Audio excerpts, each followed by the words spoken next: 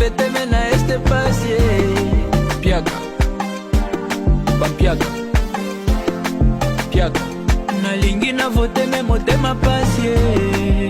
Piaka. We need to talk about the silent genocide happening in Congo. The exploitation of Congolese people has claimed millions of lives, and the media is not talking about it at all. In fact, around every hour, 48 women are sexually assaulted. 6 million Congolese people have lost their lives over the past decade, and millions more have been displaced. Also, the Western world can continue to benefit off of Congo's natural resources like cobalt. The land of Congo has the largest amount of cobalt, which is a critical mineral used in technology. Western nations like the US, the UK and France have given military and financial aid to groups in Rwanda and Uganda to invade cobalt-rich areas. And because of these invasions, Congolese people are either killed or enslaved and forced to mine cobalt, which includes pregnant women and children. Genocides and crimes against humanity that take place in Africa are never covered in the media as much as other events. According to Human Rights Watch, rebels in eastern DRC have been committing mass killings, sexual assaults, and other war crimes. According to the advocacy group, rebels in eastern DRC have rained down on populated areas, damaging infrastructure, and killing and injuring civilians. In fact, fighting between the DRC's National Army and the rebel group has displaced too many people to count. The UN Refugee Agency says the DRC is the most complex and long-standing humanitarian crisis in Africa and is home to the fourth largest group of internationally displaced people in the world. Over 5 million people are displaced today, and more than 1 million Congolese have sought asylum mostly within Africa. Innocent civilians have been forced to flee their homes with little hope of ever returning. And keep in mind, the DRC isn't just home to its born citizens. In fact, 500,000 refugees from neighboring countries call the nation home, 3/4 of whom live outside refugee camps and settlements